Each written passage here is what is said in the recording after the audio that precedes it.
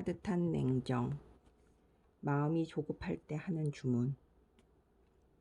언젠가 TV에서 한 뱃사공 할아버지의 몸을 본 적이 있다. 군살 하나 없는 상체에 선명한 근육들이 꿈틀거렸다. 민소매 바깥으로 다부진 어깨와 굵은 힘줄, 단단한 이두박근이 드러났다. 할아버지는 20년간 노를 저었더니 절로 생긴 훈장이라고 했다.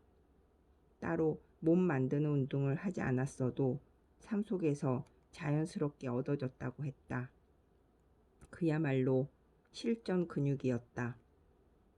암벽 등반가의 몸도 경이롭다. 그들은 웨이트 트레이닝만 전문으로 한 사람들과는 차원이 다른 근육을 가지고 있다. 그저 굵고 비대해서 위압감을 주는 근육이 아니라 세밀하게 갈라지고 처절하게 응축되어 마치 신경질적으로 보이기까지 하는 그런 종류의 근육이다. 이런 유형의 몸을 만들자고 만든 것도 아니고 만들려고 해도 만들기도 힘들다. 오랜 시간의 내공이 자연스럽게 밴 한 사람의 산 역사나 다름없다. 요즘은 속성으로 몸을 만드는 사람들이 넘쳐난다.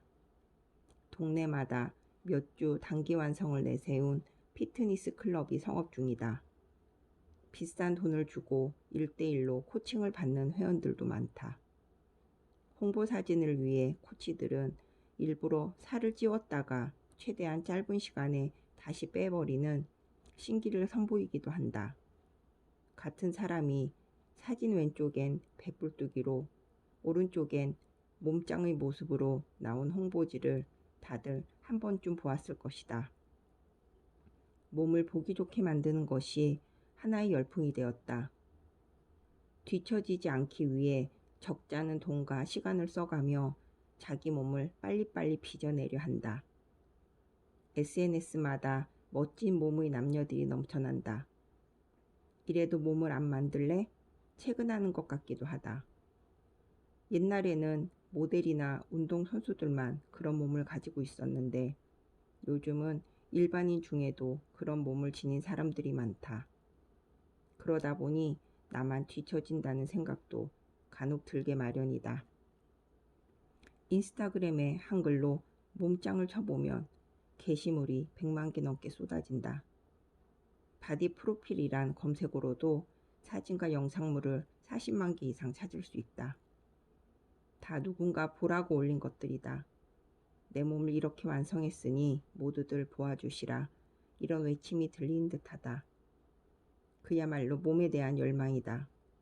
뭐 나쁜 현상이기야 하겠는가. 보기에도 좋은 몸이 건강 측면에서도 더 좋을 확률이 높다. 지방으로 덮인 몸으로 사는 것보다야 근육 덮인 매끈한 몸으로 사는 게 시각적으로나 내실로나 더 좋으리라. 물론 너무 과도하게 바깥 몸을 만들다가 안쪽 몸은 오히려 상했다는 이야기도 종종 들린다. 단백질 파우더나 닭가슴살만 드립다 섭취하다 간이 망가졌다는 사람도 있고 살이 빠진 것까진 좋은데 얼굴이 폭삭 늙었다는 사람도 있다. 그나마 운동을 해서 뺀 건 괜찮은데 무작정 굶으며 다이어트하는 폐에는 이루 말할 수가 없다. 이런 현상들은 일종의 조급증이 만들어낸 부작용이다. 사회 분위기가 워낙 몸짱, 비주얼 이런 것들을 축혀 세우는 쪽으로 흘러가다 보니 그 대열에 합류하지 못한 사람들은 조바심이 생기기도 한다. 평범한 몸을 스스로 몸꽝이라 비하하기도 한다. 성형외과나 피부과에 가서 지방 흡입술을 받기도 한다. 하지만 조바심으로 이룬 것들은 영속성을 기대하기 힘들다.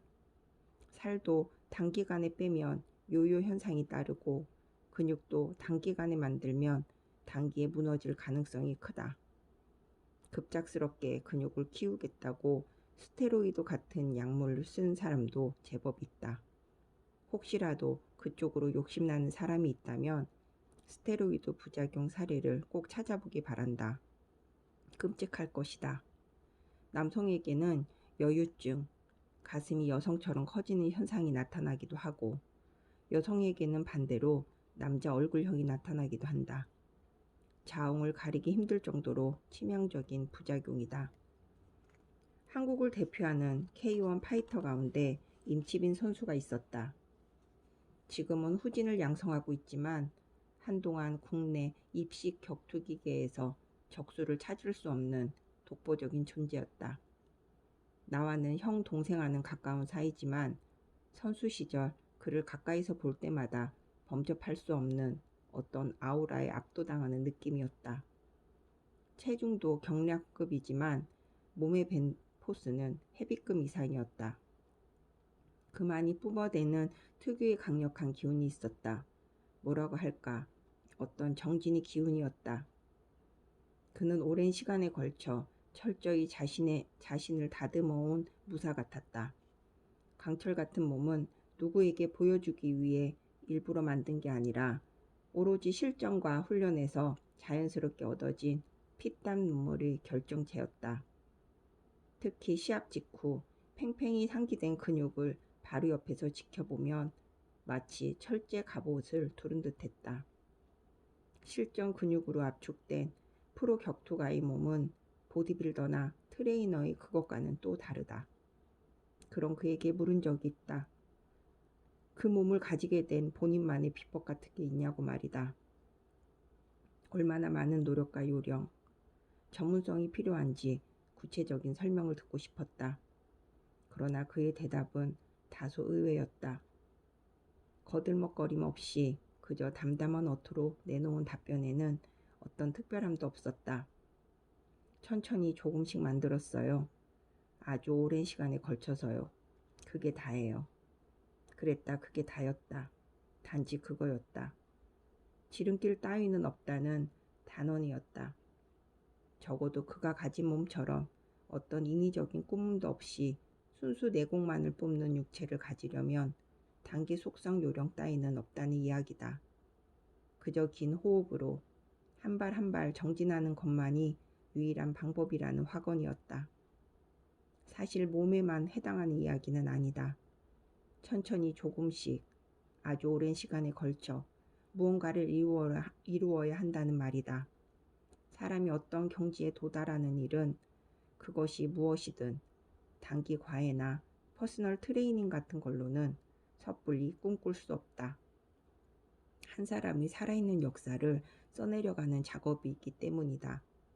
적어도 어떤 내공의 경지를 원한다면 처음부터 조바심 같은 건 문 밖에 내다 버려야 할 것이다. 그날 임치빈과의 대화 이후 나는 마음이 조급해진 일이 있을 때마다 그의 말을 곱씹어 보고는 했다. 잘하고 싶은 일이나 도달하고 싶은 목표가 있을 때, 하지만 생각처럼 되지 않을 때 서두르지 말라고, 포기하지 말라고, 또한 요행을 바라지도 말라고 스스로 다짐하게 된다. MSG가 가미된 탁상 공론이 아니라 몸으로 직접 입증해 보인 실전 잠언이기에 그런 이야기는 얼마든지 믿고 따를 수 있다.